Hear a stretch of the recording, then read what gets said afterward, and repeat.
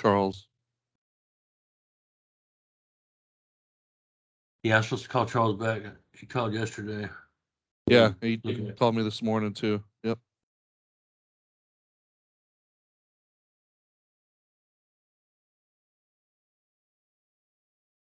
Brandon, so let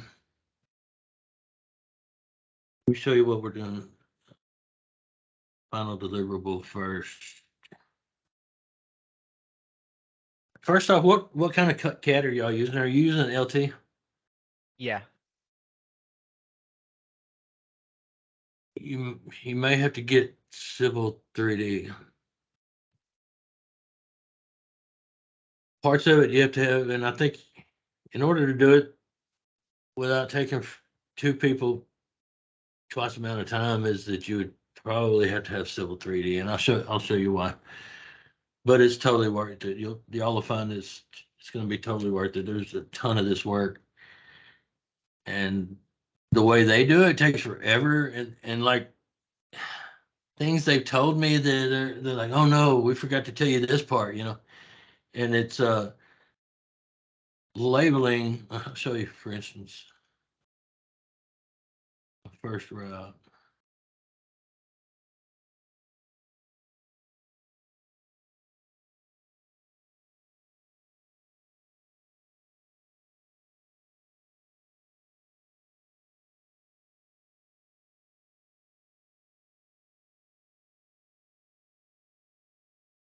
So we're running fiber along in easements in neighborhoods, and then we run these drops to the homes, these little blue lines.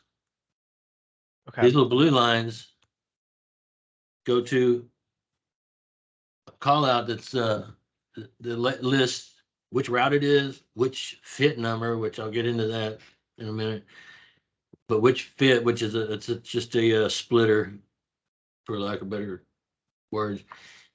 So this would be route 1, fit number 6, drop number 3. This is route 1, fit number 6, drop number 4.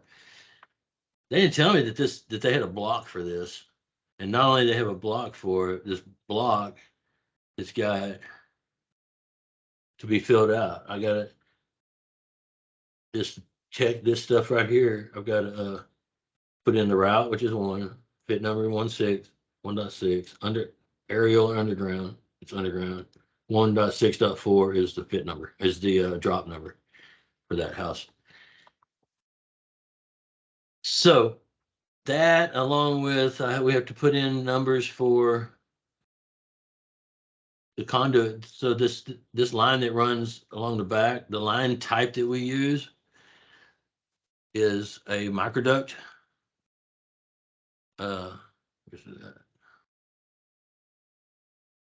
These microduct line types here. To tell how many microducts. So I've got fit number 1.6 right here. It's in a handhole, 17 by 30 inch handhole right here. It's got 2 drops coming out of it going to these houses. It's got 4 microducts going this way because this is 1.6.5. I need 4, 3, 2, and 1, right? So that's 1 microduct for each one of those. So that's 4 here. And that 4 goes into, they call these flower pots. You see these like with sprinkler systems, it'll be a little cap on the ground, you know, a little green cap about 6 inches across or so. And it's very simplistic. They call it a flower pot, but it's really a hand hoe. It's a hand hoe of sorts, but it's a little cheapo hand hoe with the green lid on it. And they use it a lot for, like I said, for sprinkler systems to put the controls in it or whatever. So that's what's here. So we run 4 microducts over to this one to get these 4 over here. Well, we get these 2 out of it, 163, 164. And we need 2 more microducts going this way to get 161 and 162. I thought this was just text. It's not text. We pull bill of materials out of this. They run some reports on these files, on this CAD file, and they use it to do their bill of materials and to do our billing of how many linear feet we're doing. So we know how much to bill and everything. That being said, we've got an area over here on, let's see, 3, 4, 5, and 6. And I don't want to get too awful deep. We're starting to already.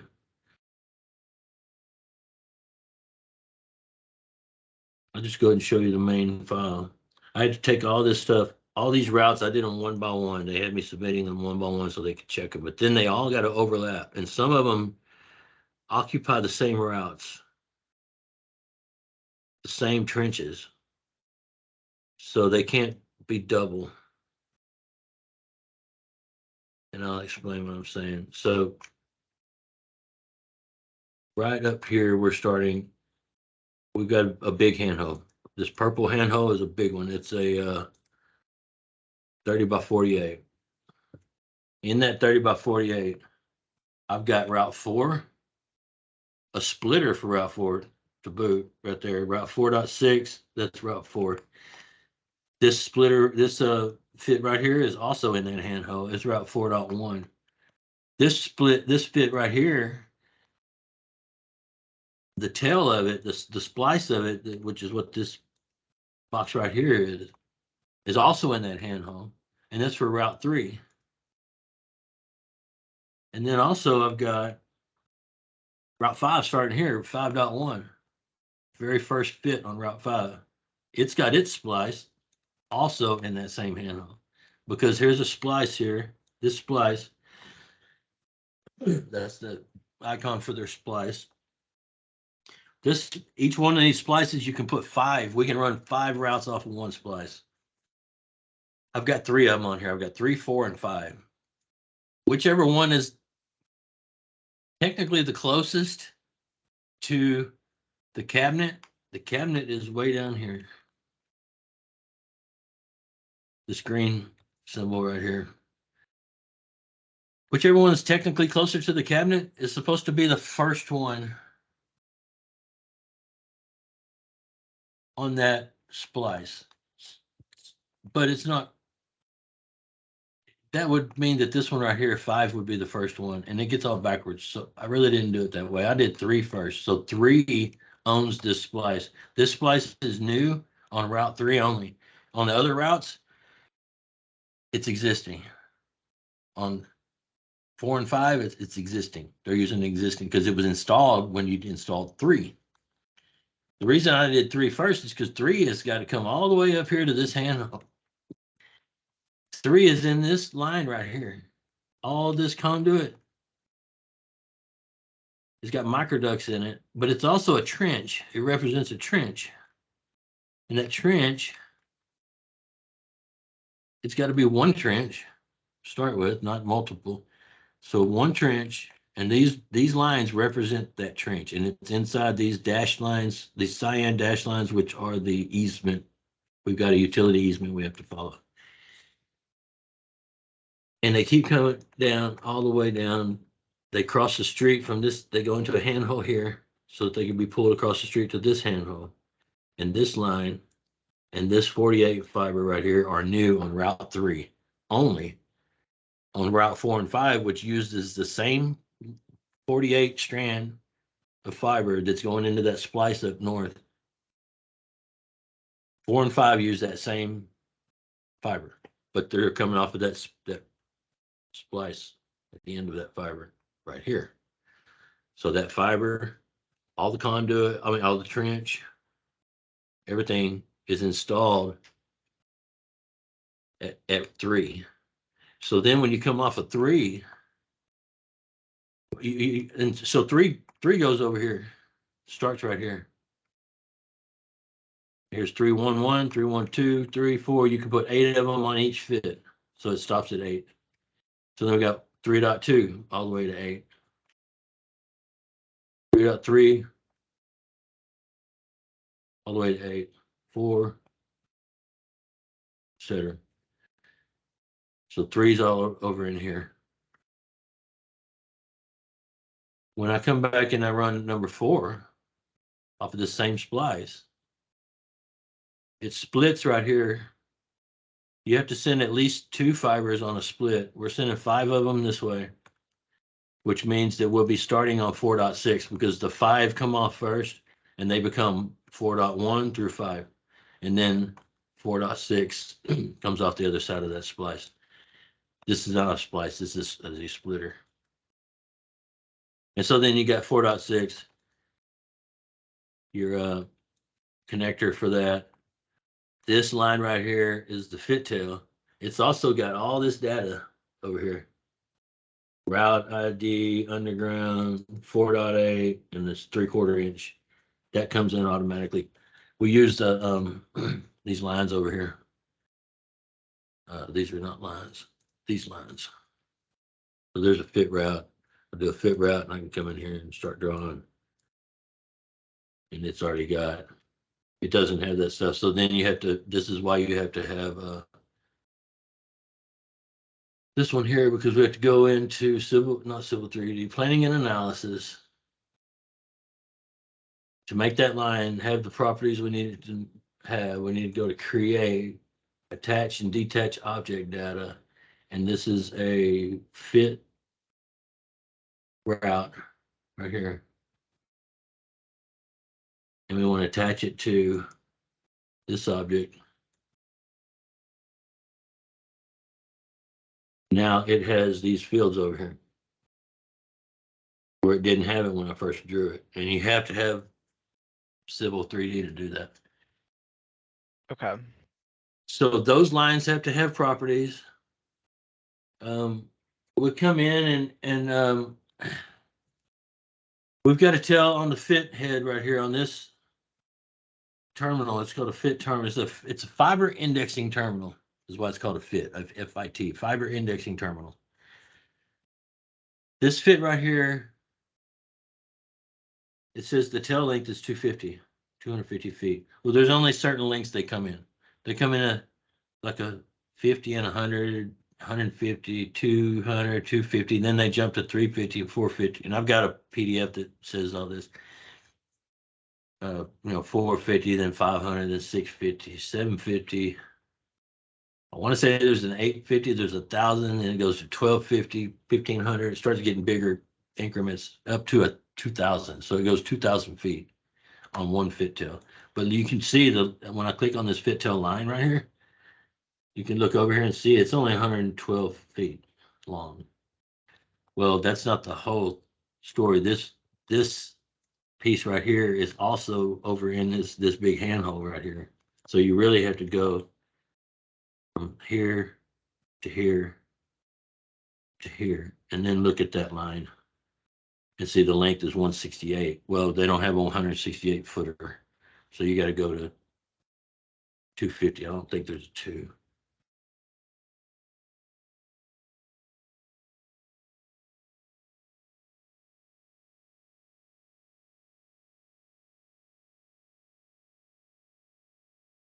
Made that one a 250. That might have been a 2. It should have been a 2.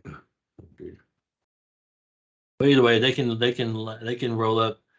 These things are 13/16. I think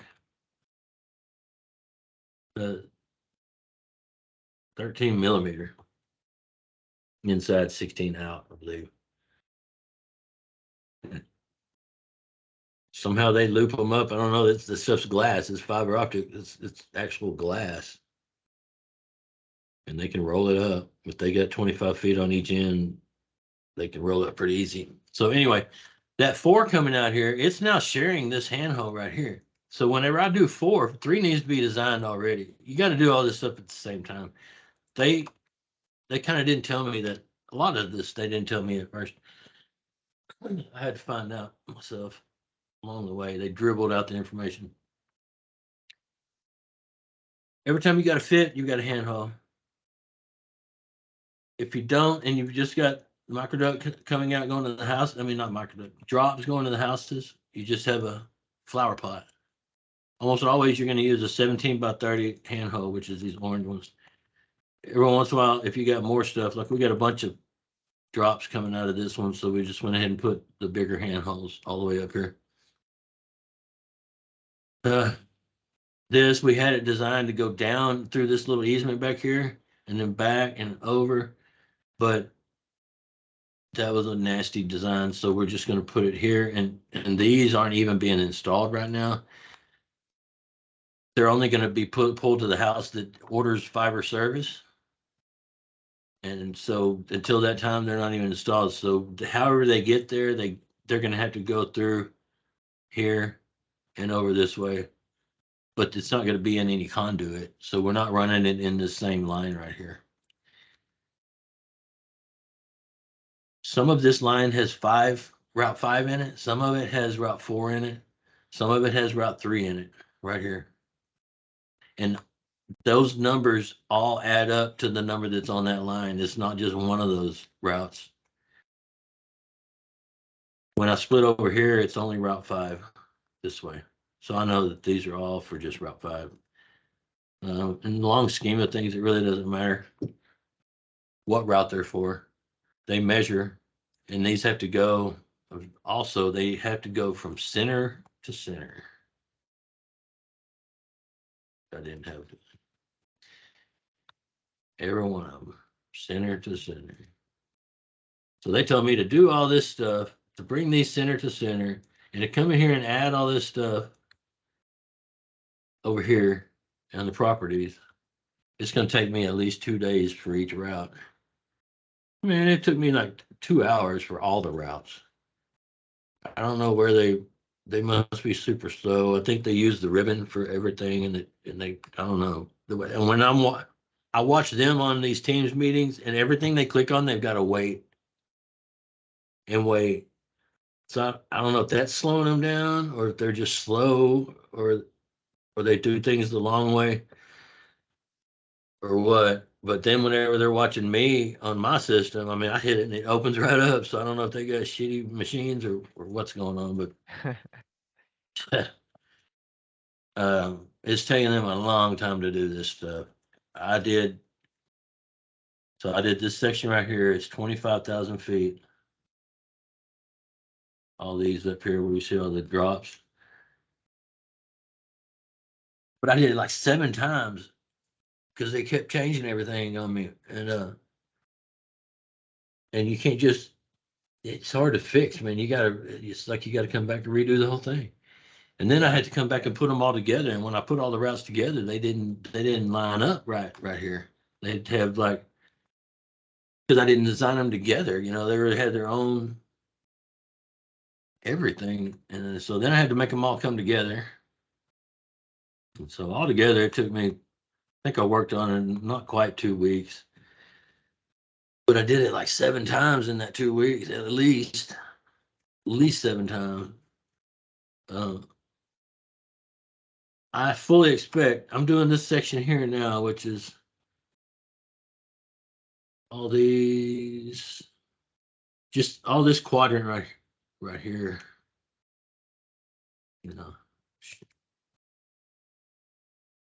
This section, everything south of this road right here.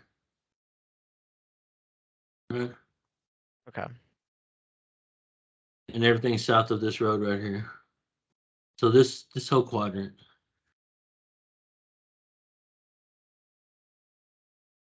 So working on that right now. I've got it, man. Look at this. Doing it at the same time, all at the same time. Why my shit locking up?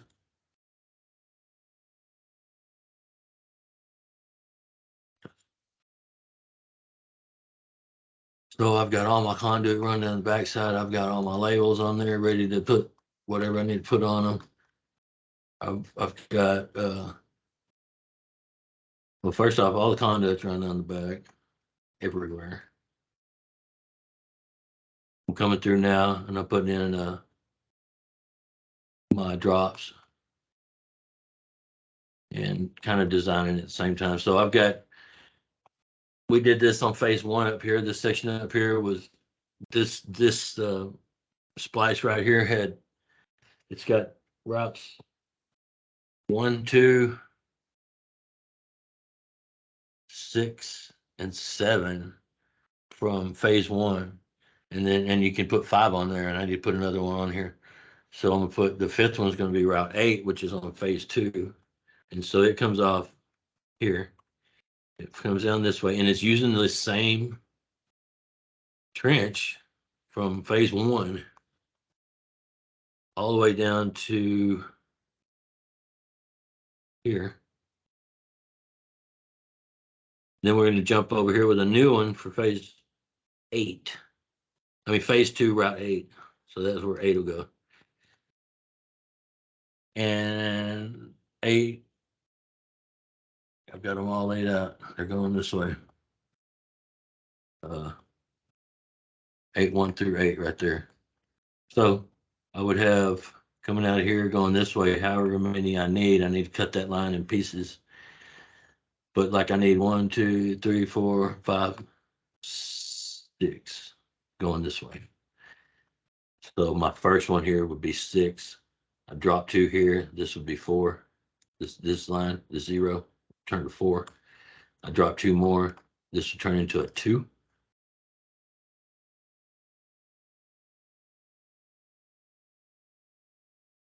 Be one. You gotta cut it. Bring it back to the center. Bring this to the center.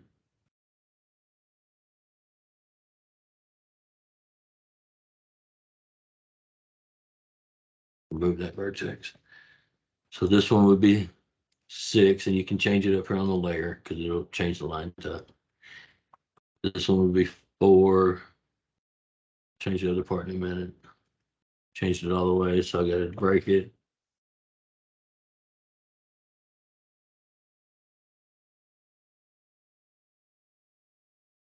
That'd be 4. This one would be 2.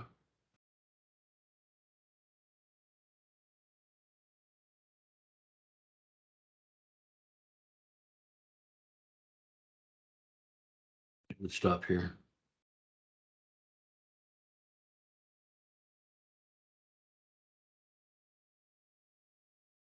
So then this would turn into a 0 because there'll be none going across here. But we still need to show that there's a trench going there. So that'll be 0 from this one to that one. And then this will start up with 8.2. Okay. 3, 4, there'll be 8 of them. 5, 6, 7, 8 of them on 8.2. So I can do them all at the same time. I can come on route ID. I can say route 8. Fit number. Wait. Yeah, 8.2. And then underground, capital. And then I leave those to do one at a time, the port assignments. I'll come on here and say 8.2.1, 8.2.2, etc. When we start on this stuff, we get we get these property lines provided. We get them from Harris County. This is in Harris County in Houston, North Houston. So they provided the shape files. We found them on there, and my client went ahead and downloaded them. It's easy enough to download and put it in AutoCAD, and then send it over to us. Which I would do the same with y'all.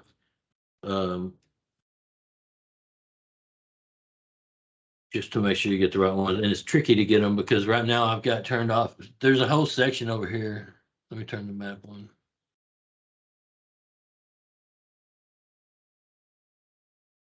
Show you the KMZ.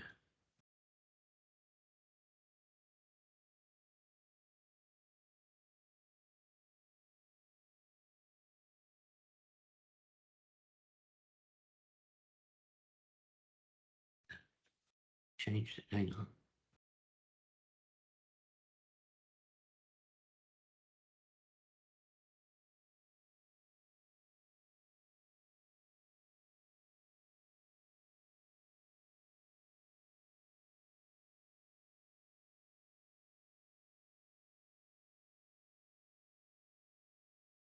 The client is our client's client has come in and done this design right here in Google Earth. It's got everything in it already. the more you pay attention to this, the more you're gonna wonder why they have us even doing this. Because it's pretty much here already. But we've done better. We've reduced route. We've eliminated some routes. Some of the fits we've combined, and we also made it flow a lot better. For a lot of reasons, there was like 3 and 4. You see me turning them off down there. Yeah. They're actually in a whole section down south. So why would they? And we were doing 1 through 7. So why would they have 1 through? These are the other ones up here in this corner. That we made this whole section all phase 1, and we reduced it down to 7 fits, 7 routes instead of 8. So we reduced 1 there, and then down here we've also reduced a route, but we're putting 3 and 4 on this section down here. There's another thing similar with 10, like 10 here, on what became a different number up here. It's right up here, 10. And then there's a whole section over here that they added at the end. It's called New Edition. And some of it doesn't even show us the houses yet.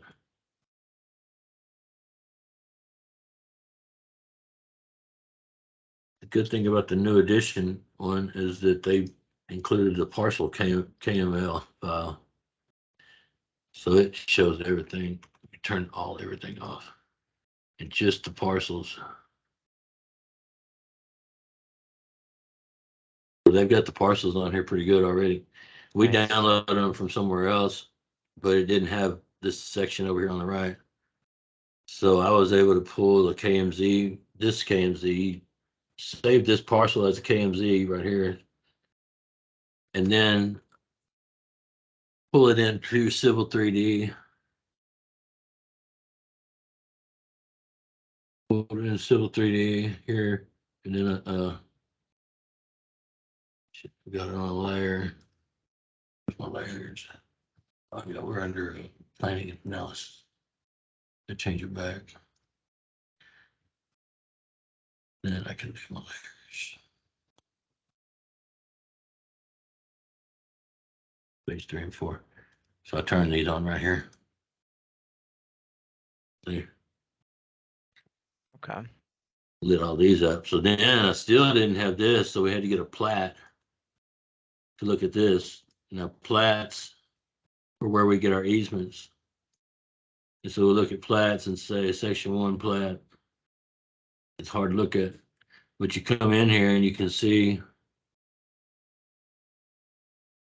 right here 14-foot UE. So it's a utility easement, 14 foot and 7 feet on each side of the fence line, of the property line, basically. So that's our easement down the back.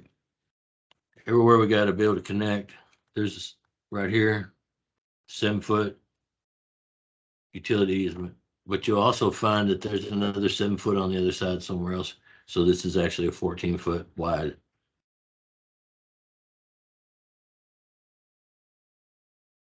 That's where we get our easements. You'll have your property lines already. You have to come in and you'll have to put your easements in.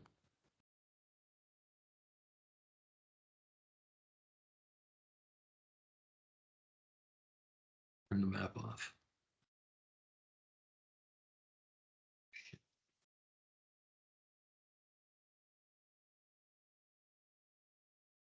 So on my section down here, I came in first. I did all my easements. You offset, draw a line along the back property line, and then offset it by 7 on each side. This fit line is supposed to be offset by 12 from the trench, from the bore. I got 8.5. I don't like going to 12. I could. It doesn't necessarily, it's got to be uniform. They want 12. They ask for 12, but 12 pushes it way out sometimes too far. It kind of just depends. I might come back and move that up to 12. Just, in fact, I think I will. It's 8.5 right now, so I need 3.5. It's only that, you know, but they can tell.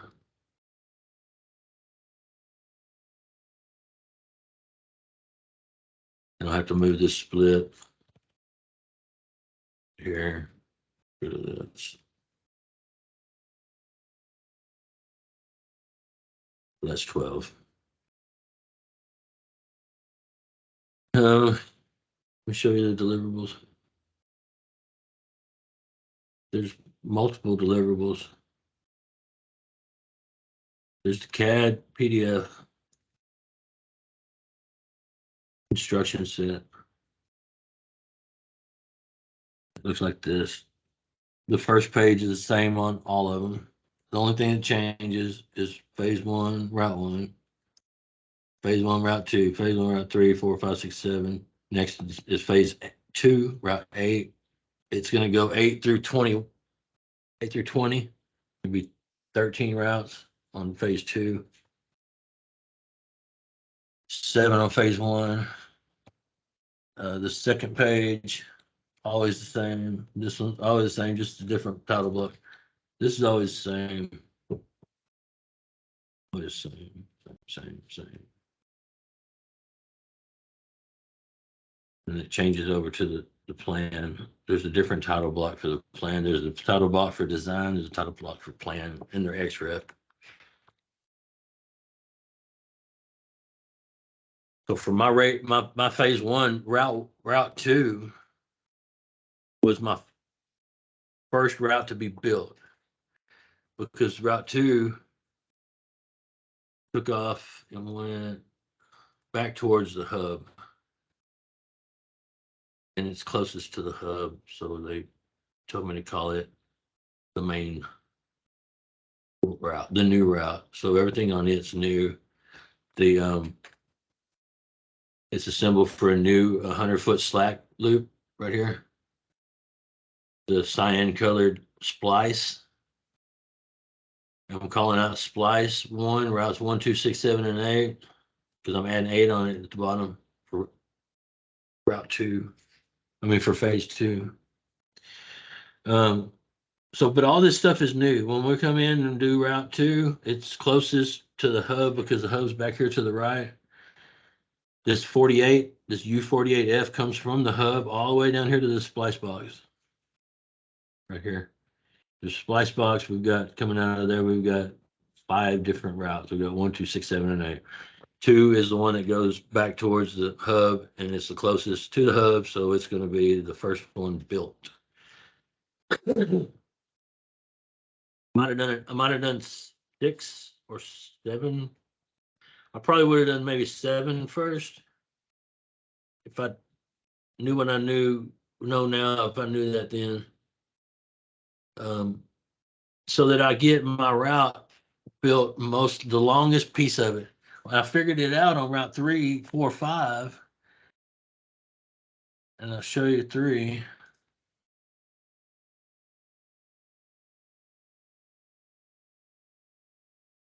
Because 3 goes all the way north, and then 4 and 5 just kind of branch off of it. But see, my splice is up here. My cabinet is way down here. Still, it's always there. It's one cabinet. I've got going north all the way up. I've got a fiber cable, and then that fiber cable has got to be in this trench, and that fiber cable has also got to go through all these handholds.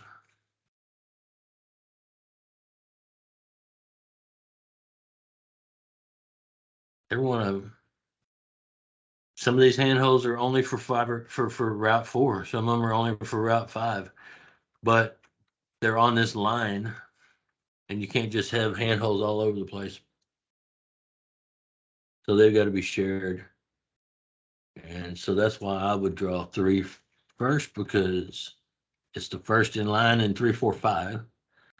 It also goes down here on the right. You can see the fits, the yellow line, and it's almost back down here again.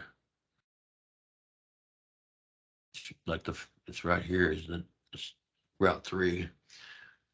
So it worked out the way they had their rule. They, put it by the hub cabinet. It's called a CEV.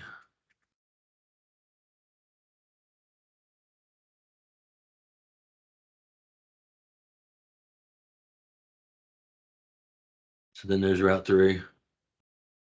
It's got to come all the way through these handholds and stuff. And these numbers, these purple line numbers represent how many microducts are going through that same trench right there for different reasons, different routes.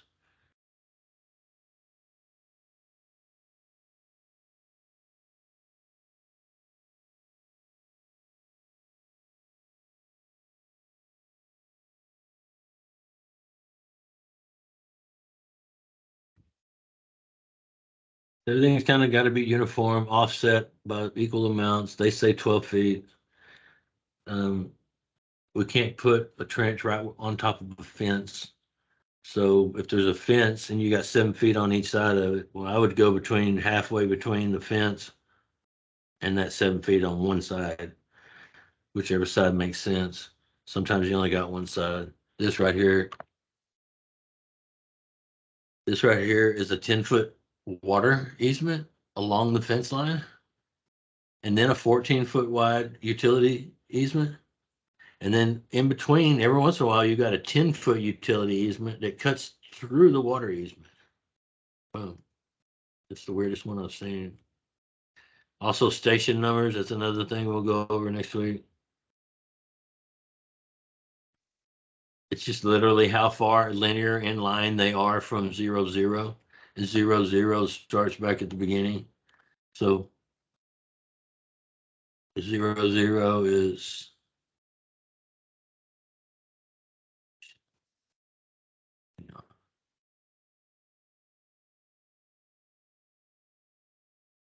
at the splice box, 0, 0 right here. Okay. Then you literally draw a line, a P line.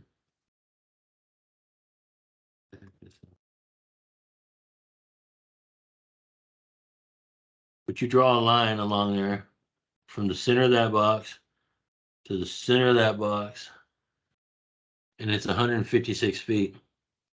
So it's 100 plus the 56.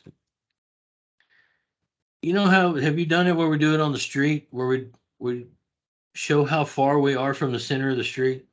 And the center of Yeah. the street will be 0, 0, and then you've got the little hash marks of 100 feet. Each station's got 100 feet.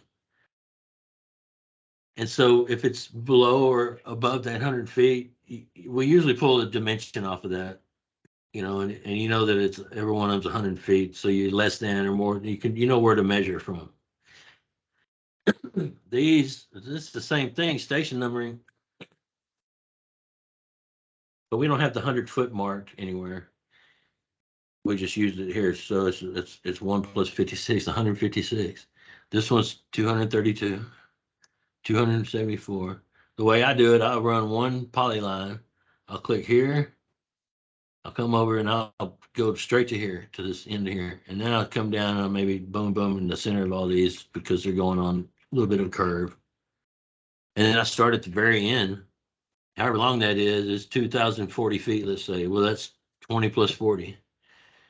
And you come back, the next one, let's say it's 1,940 feet. It's 19 plus 40. Et cetera. And you keep bringing it back. Somehow, Jacob told me there's somehow in Civil 3D that it'll do the station numbering for you somehow. Maybe we can figure that out. But the way I've been doing it, because I was using LT at first until I went over to, I had to move over here anyway to 3D. I just draw a line, polyline, follow my route down, and the very end of it, start working backwards.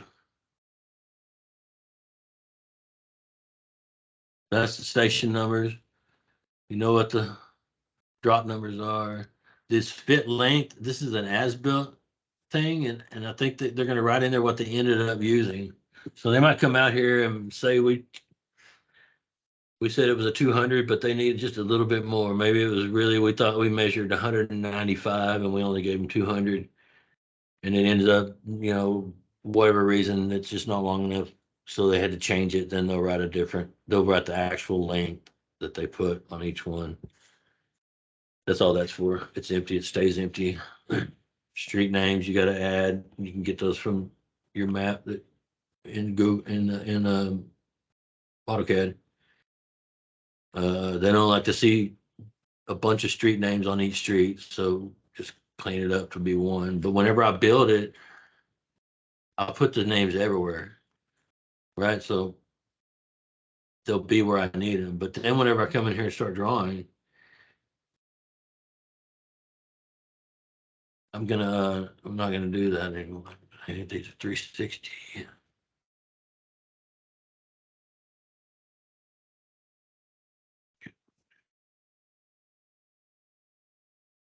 I think it's 1 inch equals 60.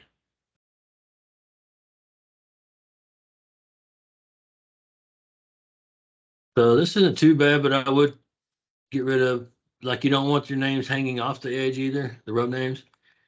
And then you don't want to have too many of them. So, you know, I'd probably get rid of that one. Maybe center that one. And either ease this one down or just delete it. Or if you're afraid you might need it above there, then just move it up out of the way. I don't get too much into that, but we call out the utility easements everywhere where there's utility easement.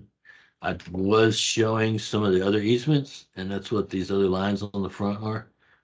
We'll stop doing that, just showing utility easements.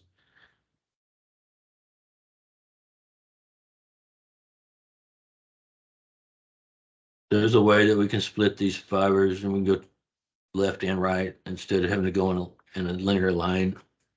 The fits, they plug into each other.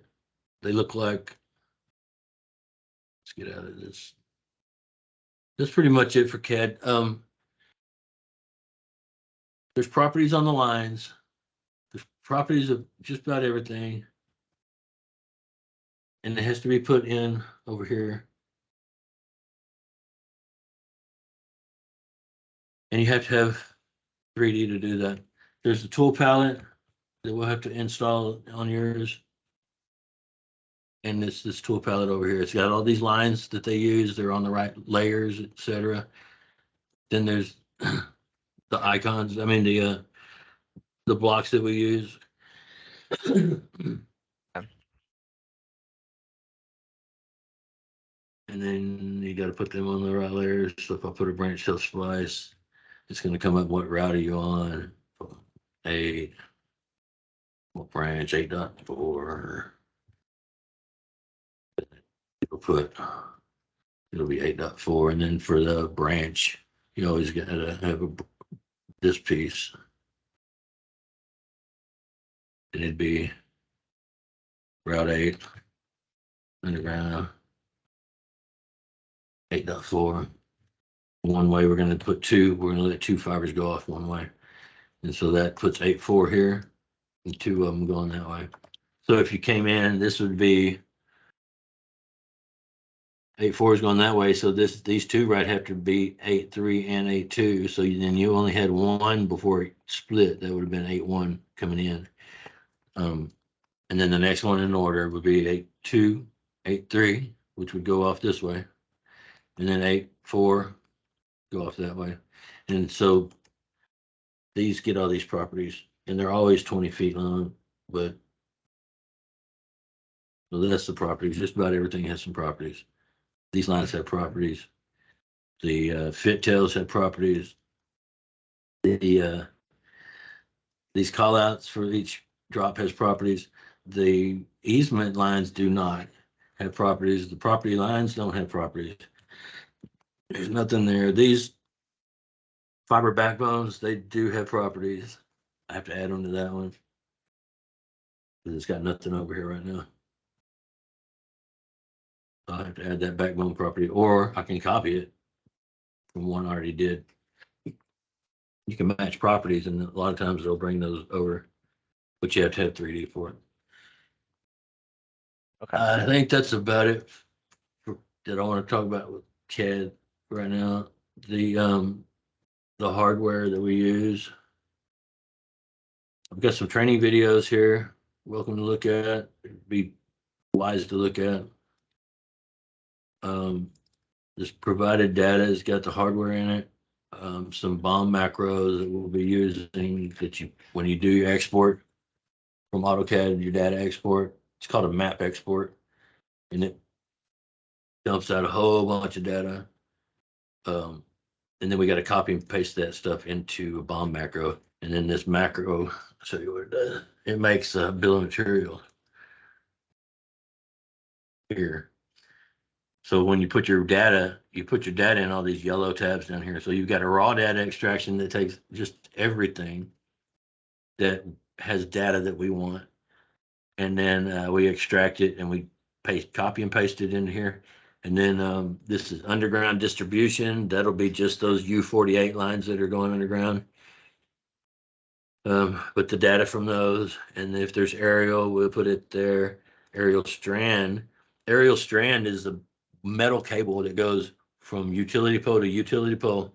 And then they take the fiber cable and strap it to that strand. So it's not being mounted on one pole and stretched to the next pole. It's just hanging on a line that's already carrying all that tension. Okay. So that's what aerial strand is. That cable, that hard aircraft cable or whatever they use. The fit route is the fiber index terminal route, the long yellow line. The branch route is a green line, and that's when you split a fit route. That I just showed you how you got two fibers going one way and the rest going the other way. And then the microduct lines, we'll do them separate, paste them in here. And then this QC, somehow it helps them tell if it was done right. I haven't done one yet. I started to try to do one. It didn't work right, that I didn't have all the right files or something.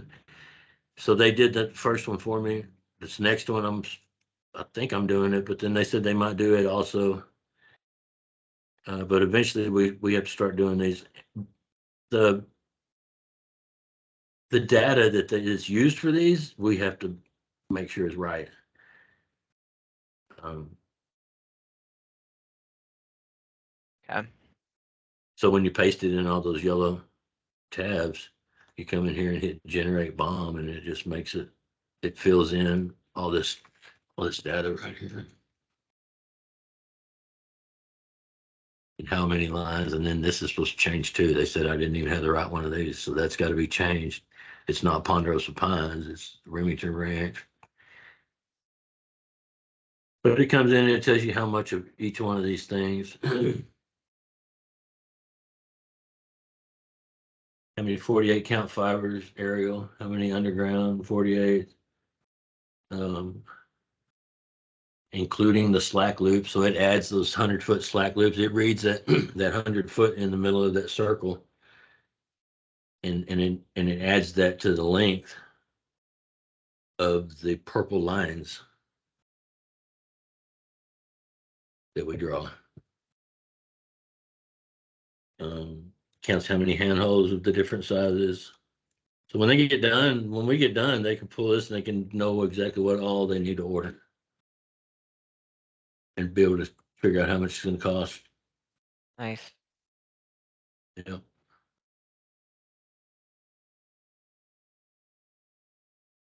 That's one thing.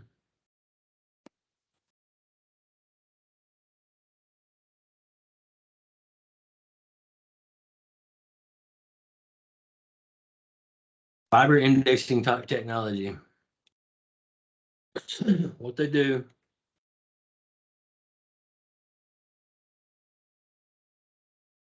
We don't do the reverse feed. Ignore anytime you see anything about reverse feed. We could put 12 fits on a route. Each one of these fits has 8 drops that you can use. This fit right here, fit number 1, they're only using 4 drops. 4 drops there, 4 drops there. This one they got 8. Well, I guess fit 5 right there. They've got only 4 on fit 6. And these are bad designs. You're not really using them. You can combine this stuff and be able to cover a whole nother section with number 12 over here. This is a bad design. This is why we have been hired, really, to not have it like so broke up like this. But that's how it works. You can do that. I mean, just depending on what you got to do, you might only have 4 houses over here. But I found some videos on YouTube that if you look up fiber index terminals, there's a video that shows you kind of how it works.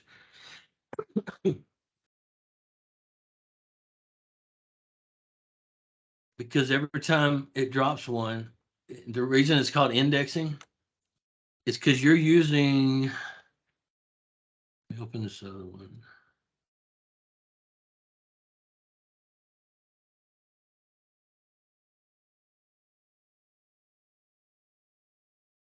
That's what they look like. Here's the fit. Sorry. Out of our hub, we'll come off of that hub with just 3 fibers. This fiber, this first one will get split in the splice enclosure. Each one of those 3 will get split into 4, and I'm pretty sure they use prisms. Then they take those 4 that they made out of these 3, and they merge them back together into one cable. So it's 12 fibers in that cable. And these 12 fibers came from these 3. So they've already, the old way, you had to have 1 fiber had to go all the way to the modem, all the way to the house. It was really, really more difficult when we designed it because you had to start at the very end and work all the way back and then find out how many total fibers you need to serve that entire area. And it might be 288, let's say. You got to run a whole 288 just to serve those 288. Right here, we're already doing, out of these 3 fibers, we're getting in an entire, we're getting 12, we get 96 houses out of these 3 fibers because we got 12 fits. Each fit will serve 8 houses. And that's all these right here. Wow.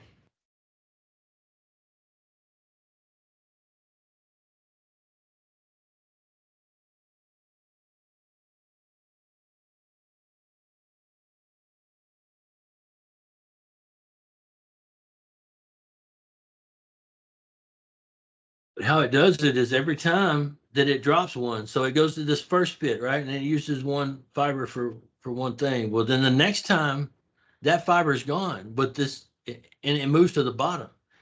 So the next time this number 2 on the next route is number 1, so that it'll drop off. And they just rotate up until all 12 of them, until you used all 12. And then you're supposed to be able to come back this other side, this red side, and kind of do the same thing again. But I don't know how that works. And even Horrocks doesn't know how that works because Verticom won't tell them. They don't want them to know anything about their inner workings. So it drops one every time. It's called indexing. So it'll switch to the next one. And switch to the next one. Almost like a mechanical type of a switch. They look like this. This red port is that reverse port that we don't use. It's supposed to double the size of everything. The green one, this is a fit tail going to the next fit. So let's say this is fit number 1 on route 3. This is 3.1. It's going to have 1, 2, 3, 4, 5, 6, 7, 8. These 8 black ports that go to the houses. So see, this is fit 3.1. This will be 3.1.1, 3.1.2, 3, 4, 5, 6, 7, and 8. Then this port, this green port, is going to be your next fit, which will be fit 4. For instance, I mean 3.4. It'll be 3.2. This one's 3.1. This next one will be 3.2. The one that plugs into the end of 3.2 will be 3.3, all the way to 3.12. You get 12 times because you got three fibers coming in that were split into each one of them four fibers. So that makes 12. And then so you got those 12 to work with. Each one of those 12 is going to feed a whole fit. Okay. And then that fit's going to feed 8 houses. So that's 12 times 8 would be 96 for each splice. Each splice has got 3 fibers. And this is new stuff. I think probably this hardware and cables, they're all pre-terminated. You don't have to do any fiber splicing in the field. They just plug in. You do have to clean them then, and you have a cleaner that's like it's air. I think it's air in it. You hook it to the port when you open the cap. It just blows air through it to make sure it's clean. And then you hook your port up, and you hook your cable up to the port. That's it. There's no like fiber splicing in the field needing to be done. Yeah, in general, there's a few different little spots where you have to break into a main cable. On ours, we're breaking in way up here. Let me show you the backbone. So we're getting fed up here somehow. They will not tell us how or what. But somehow we're supposed to be getting existing fiber right here. And we're coming down this way with a 288 count, this white line. And that 288 goes all the way to our cabinet. And I told you they added this whole section over here later. All of this over here on the right. So when they put the cabinet in, they put the cabinet design-wise, they put it right here. So it'd be in the middle of all of this, right? Yeah. But then they added all this on the right. And our cabinet's way over here still. So that we believe, see this fiber, the main fiber, it's got to go to our cabinet before we can use it to go anywhere else. We're trying to figure out how we're going to feed this. They show it coming off the same spot. So if we have to go all the way down to this cabinet, then how are we supposed to get back over to here? Well, we think what they're going to do is they'll only use 144 of these 288 that's coming down here. Now you got 288 fibers in there. It's going to come down to here. It's going to come out here, follow this orange line into this cabinet. Half of those fibers will get used as fiber feed from that existing fiber that's going to be coming into this handhole, existing backbone from somewhere. Use half of those lines going down, then the back feed from the cabinet on the other half of those lines, the other 144, or however many they need, to go back through this same path. It's not the same path, it's the same cable. So I don't know if you're following me, but you got one cable and it's got 288 lines in it. Half of those are going to get patched into this cabinet down here, this CEB cabinet. And they're going to get fed from that box up here, way up here. The other half of them are going to be hooked onto that cabinet as an output, not input, but output. So you got 144 of these coming in. They're going to turn around and go on that same cable, but just the other 144 as an output, all the way back to here. Okay. Interesting. And then we'll put a splitter, another splitter there, and we'll come off and do this route, this section up here. We think that's what they're going to do, but they don't tell us because they think that we're going to sell it to the hackers or something. I have no idea. They don't want to know where it's coming in.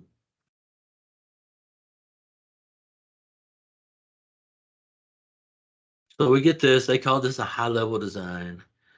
They think this will work. For the most part, it will. We kept this whole section down here on the bottom left quadrant stayed pretty much the same as it's designed right here. Only thing that changed is that we needed, so we've got 6 routes here, but we can only feed 5 of them off of one splice. So we need that 6th one to be fed from somewhere. So we're going to use it at the top, and we're going to feed it off of that same splice that was on phase 1 that ran routes 1, 2, 6, and 7. It's got one more spot. So we're going to call this route 8. We're at the top. It's going to connect to this splice up here from when it was installed on route 2. And then this back side right here, let me turn it all off. These are 3, 4. Okay, so 4. 3 is going to be 8 now, connected up here. 4, which goes all the way around this side right here, is going to be number 9. Number 9 is going to get fed over here. I'll show you in CAD. So it's going to get fed from right here. From this cabinet, here's that green cabinet. Okay. We're going to come down. This 48 is actually in this trench. It's just represented over here so for clarity. But it's actually in this trench. That 48 is going to follow that trench down here. Then they've got a cross right here. And let me show you what that looks like. They got to get a special permit to go over there. And we don't know exactly how they're going to do it. They're going to have to do it somehow. We don't know how deep they can go. A lot of times they'll go 10 feet deep with a bore. If they're doing a bore, they like to get below everything. And a lot of times if they go 10, they're below everything. Look, they've got some fiber on that wire right there. Aerial fiber. Looks like trash. You see that orange conduit? Yeah. Dude, they're running that orange conduit. We saw it yesterday. They're running it all the way hanging from the Strand. All over the place in this neighborhood down near Galveston. So you got orange lines flying all over the place. Could not believe it. So we're going to come right here. Let me turn the backbone back on. CB. Maybe I turn them all on. Okay, right here. Look at that dude. What's he doing? He's gonna go shoot up a school or something, probably. He's looking though, isn't he? Yeah. Anyway, we're gonna we've got to come across here. That's where we are. That was backwards. We're actually coming across here, and then we're gonna come and put a handhole in these people's backyard right there somehow. And I kept asking, I was like, how are you gonna go in all these people's backyards? Every one of these, you got to go and dig a trench in all these people's backyards. So how are you going to do that? He said, we don't ask those questions. Oh. They don't want anything anymore in the air over here. You can see they got some lines down there, but they're wanting everything buried in this neighborhood. So we can't go aerial. We almost went aerial across the road. We've got to go across another big road. I'll show you.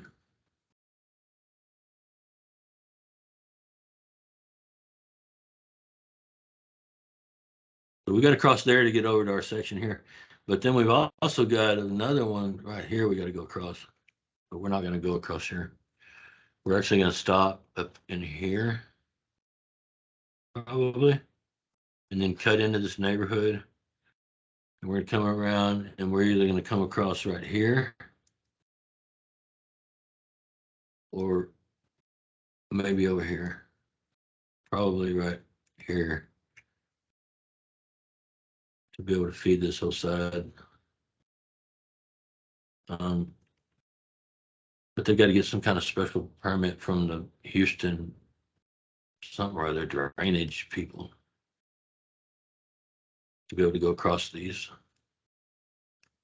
Although that looks like a pretty good spot to me. The original plan was to come aerial, all the way down aerial, and then also go overhead right here, and then drop down and put a handhole here, go in underground, across this street, put handhole here.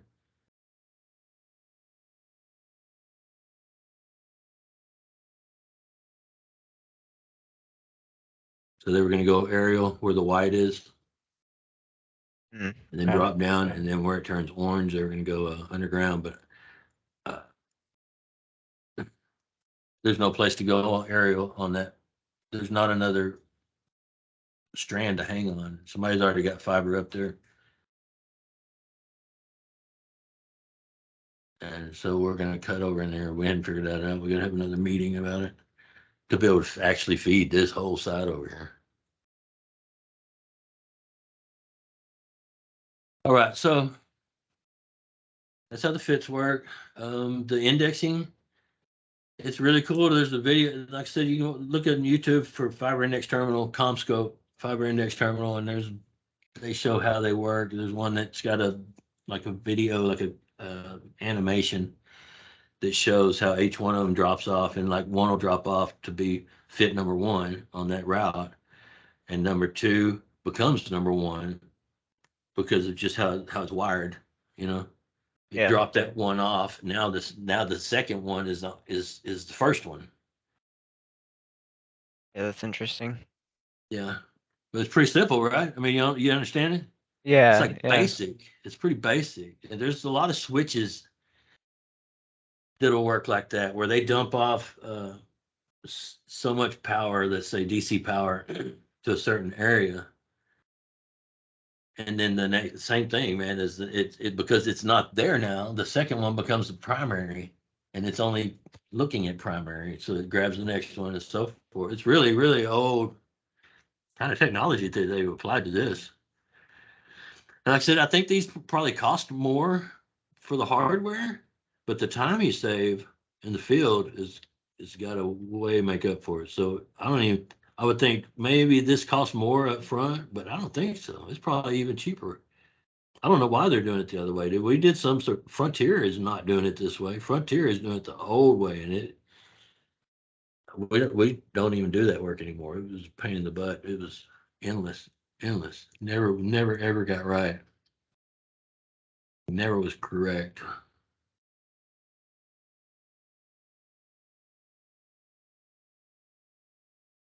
We can use splitters. When we use a splitter, we got to take two fibers on that splitter, whether you use two of them or not. So when you've got 12 fibers and you've got a split in your route, which I've got right now, I'm working on right here. So I don't know which route it's going to be yet. My 8.1 starts here and it stops right here. And then so this will be 8.2 starting here. But then right here, it's going to split. And I'm going to have two fibers going this way. Because I think I've got like 1.5, two routes that I can get out of these. Going that way. And then I'm going to split it again right here because I got to go left and right. So I'll drop whichever ones to the rest of them, and then we'll go start at 8.9. So you can split it twice, but every time you drop two fibers, and you're going to, whether you use them or not. So say we only got 8 houses on this side, and you do a split here, well, you're wasting one of those fibers. And if you don't need it, then you don't need it. But you're not going to get 12 fits anymore. You're going to get 11 because one of them just got ate up over here. It's not even being used. If you've only got one fit to feed over here, you got to have 2 fits to feed off of a splice to use 100% of that side. You can go more, you can do 4, but it's got to be in 2s. So every 2, if you go 4, you need to have 4 of them that way, or you're going to waste however many you don't use. They're just going to get wasted that way. I think when I get over there, I'll be all right. So you can use splitters. There's splitters. The splitter looks a lot like a fit. In fact, it's the same size, but it just doesn't have all the ports on it.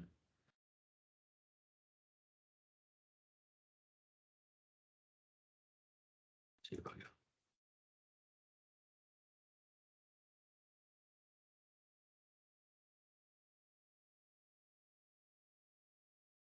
There's a splice closure here. Splice in.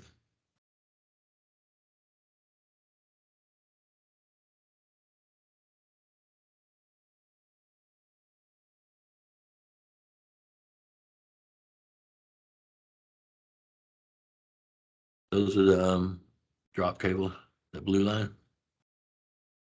They're tiny. Yeah. Here's your links that you can use on the fit. Right here. That's the links that the fit tails come in. Okay. Wanted to show you a branching terminal, but I don't see.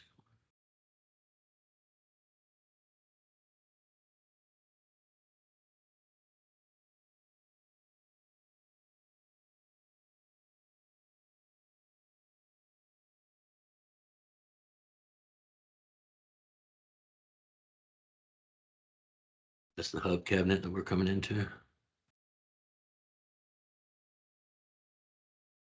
Called outside plant design, OSP. What we're doing.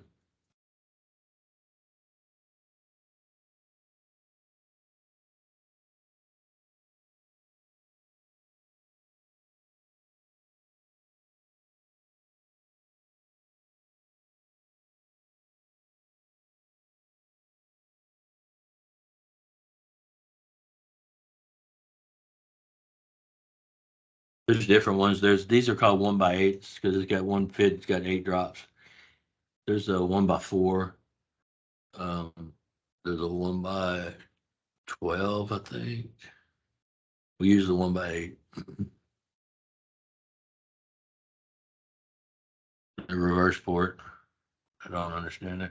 I don't even want to try.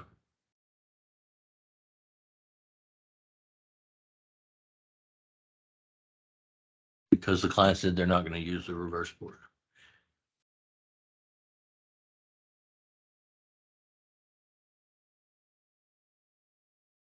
So they look like when they get them. That's how thick the tails are on the fit. Connectors are really small, but the fit itself is kind of big.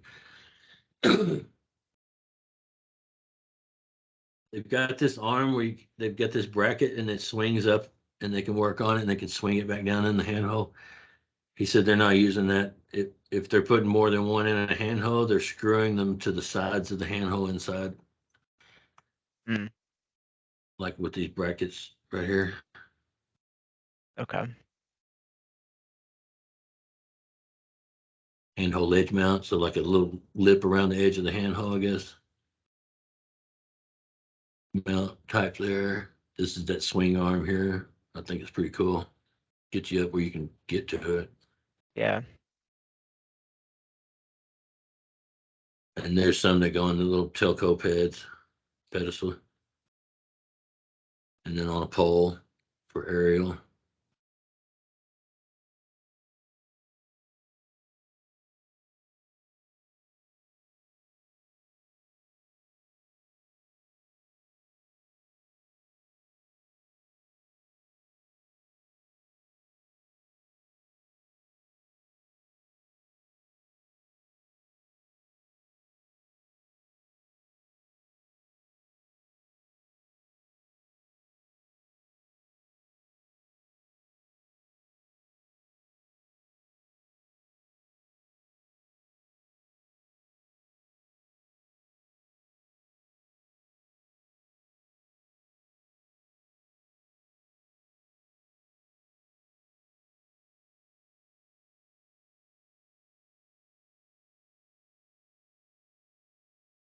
Oh, that's a branch terminal.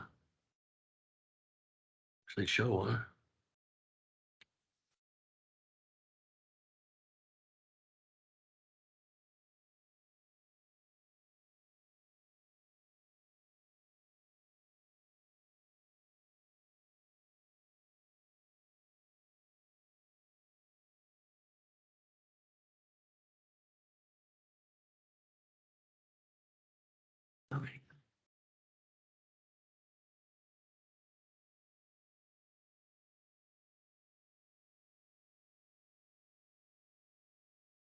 I don't know if you guys have this folder, but.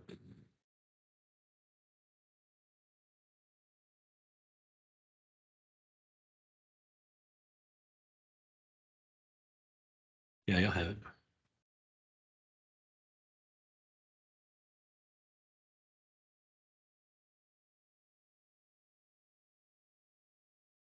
So it's in the Horrocks folder under fiber. Okay. You can look at provided data. It's got all those documents in there that I was showing you. You can go to the training videos, watch those. One of them, the bomb is really confusing. Don't worry about it so much now. There's this is really the only one that's worth anything. This fiber index training. This intro to Verticom design standards. It's just showing how to use their network system, their network version of AutoCAD that they use, where they're sharing files all the time, and a whole bunch of other stuff that we just don't use. And that they never even implemented. And you'll see that this thing was shot like 4 months ago. This video was made, and they've already changed it completely and changed back. Not only, hey, they changed from AutoCAD. This is trial training for AutoCAD. We changed from AutoCAD to using ArcGIS. Then we were waiting on Verticom to build. They have to build like all the parts, the fits, everything that we have in AutoCAD. They got to build that stuff in ArcGIS so we can use it. So they got to put all their parts in there that they're going to make available for us to use. They haven't done it. They kept not doing it. It's been months. They haven't done it. So we're like, well, screw it. We're just going to go ahead and do it in AutoCAD. So we went back to AutoCAD, but they're not using none of that fancy stuff that they were going to use. The only thing they're really using is this tool palette.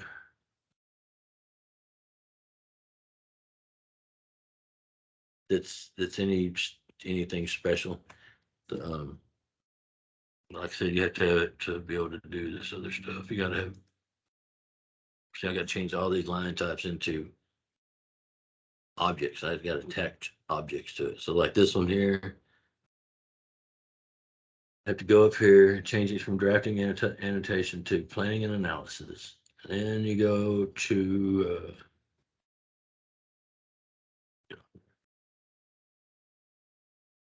I'll create, attach.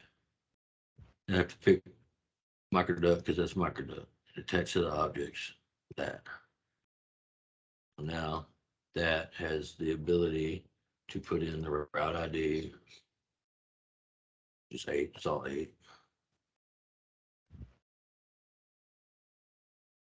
But I can do that all at once.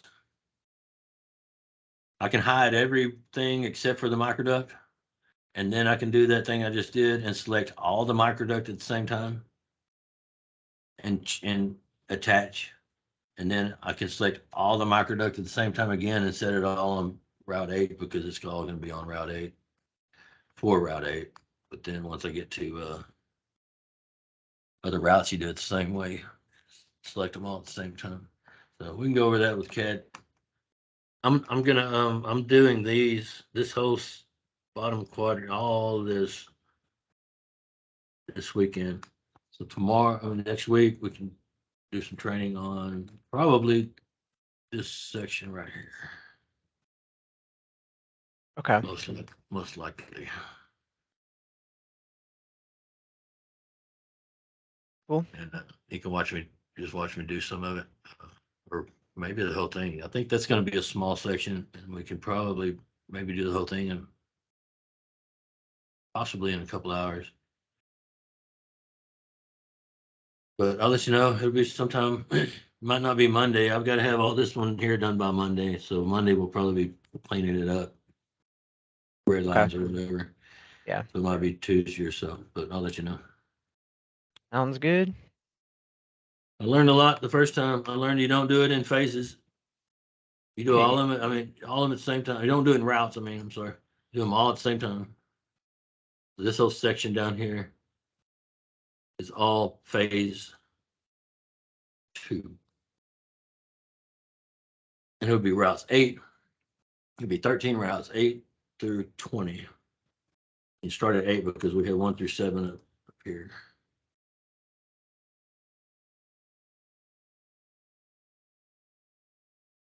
So then I had to put them all together into this file, all 1 through 7. And when I put them all in here, they all had to line up, and they did not. Yeah, that would be a pain. Yeah, man.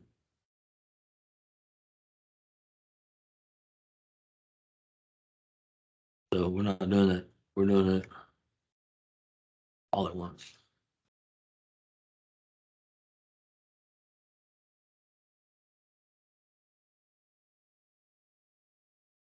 Do all 13 of these at once and then break them down. So I'll have them all in one design. They can pull their bomb reports before I ever even make a PDF, because this is all going to be designed in model space. It's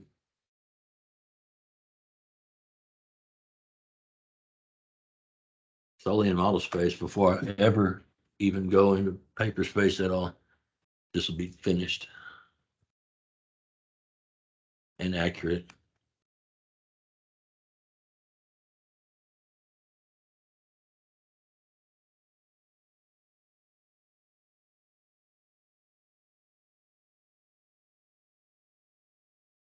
I'll show you one more thing. I'll let you go. Okay. This other route, I want to show you how it broke down.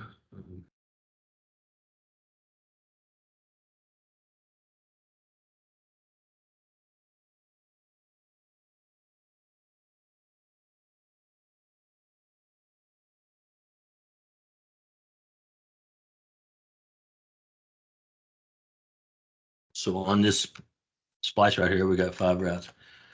We've got route 2, which is the first one, and it's going back this way. We got route 1, which traced off to the left, and it goes all the way to the left to here, and then it goes north and around here, and it stops right here, and that's route 1. 6 comes off of this split right here, the same splice. 6 is on the outside, and it goes up around up to here. 7 is this inside yellow line. It comes around and it goes up this way to do all 7. But they share this handhole, this handhole. Really, I probably should have put another handhole across the street here, but it's another story.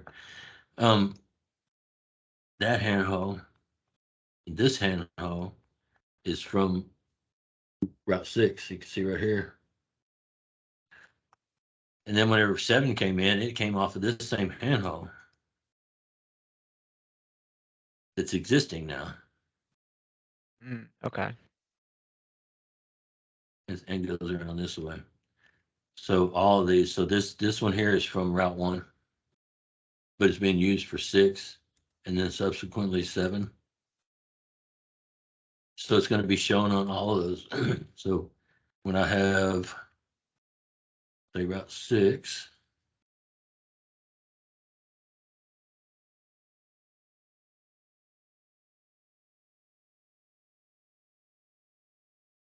comes around here through all these handholds. It starts off with this one from Route 1.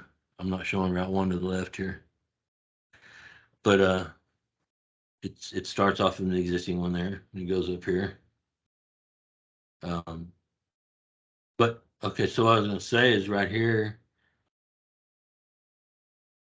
this is an underground bore, so that's why I didn't put another handhole right here.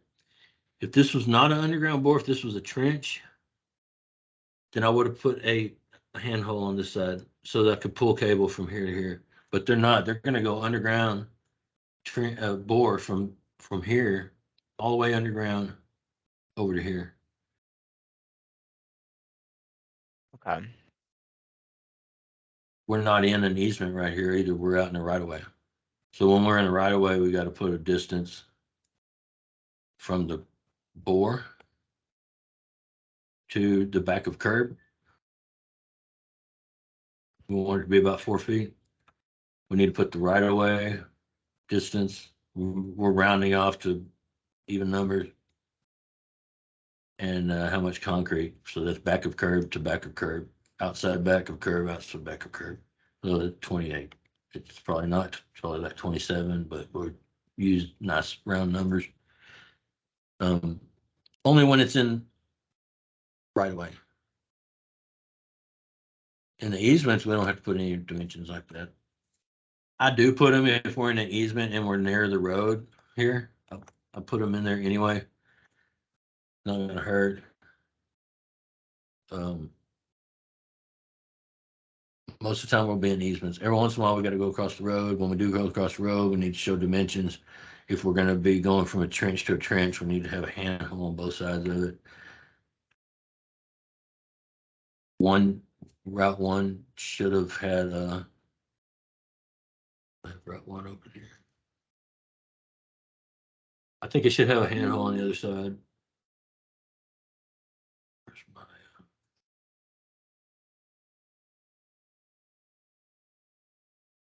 3D, Civil 3D is just enough different than LT to make you have to look around for stuff. But like really, I think there should be probably a handhold over here also,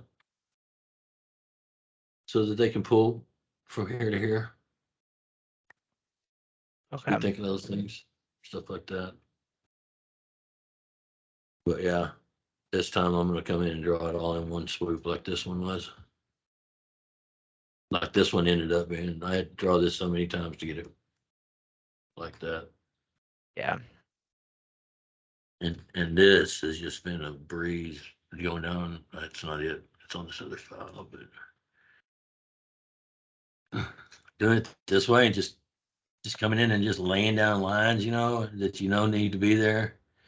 And you can cut them off or cut them out later, but laying in all my trench lines after I did my easements. And then I'll come in and put handholds and flower pots. And then I'm gonna come back and put my drops. These, I laid these down like several of them at a time, and I'd copy whole sections, you know. Yeah. Bam, drop it there, bam, drop it there. Try to put these in the middle of the property.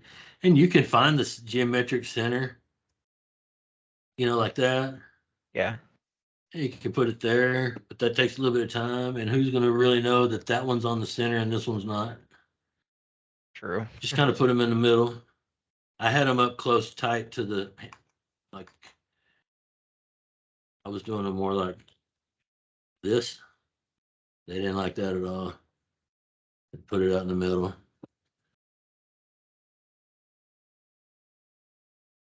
But I can show you that next week. We'll do Sounds this section good. up here. Do that section. I'll leave it like this and we'll start from like that. All I've done is go in and put my names, and the only reason I get names is I come in and I get a hybrid map.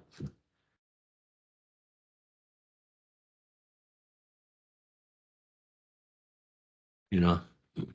Yeah. Just start laying out names. That's the first thing I do. Then I'll put my easements. A lot of this you got to move around. See how this is all jacked up? It's in the wrong place. Yeah. You got to select all that. I bump it around with control and my arrow keys on my keyboard. You can do it however you want. And they just get off for whatever reason. They're just off sometimes. This one on Google Earth, this stuff lined right up, man. Look. Yeah, that's pretty It's fun. nice. Right. So I exported this and used it for the ones I didn't have. I didn't have this whole section over here on the right. So I exported it from here, and it lines up perfectly over here. But then when I get back over on this side, it doesn't line up again. Even though it's a little bit off. So the yellow line is where the fence is, property line. So yeah, it's a little bit off on the side over here, but I'm gonna only use this side of it when I get over here. It all lines up really good. I've already got it in there on another layer. It lines up real good over here. especially across the street. But I guess that's about it for now, man. I don't know. You got any questions? I mean, I Lot of think I stuff. understood most of it. Yeah, it's a lot of stuff. Probably just wait until we dive deeper into it, Yeah. the questions. But Yeah. yeah, learned a lot. Yeah. Sounds like a plan. All right, man. All right, thanks. Appreciate it. Let me know if you got anything pops up that you think about, or otherwise we'll set something up for next week. All right, sounds good. All right. Appreciate it. Have a good one. All right, you too. Bye. Bye.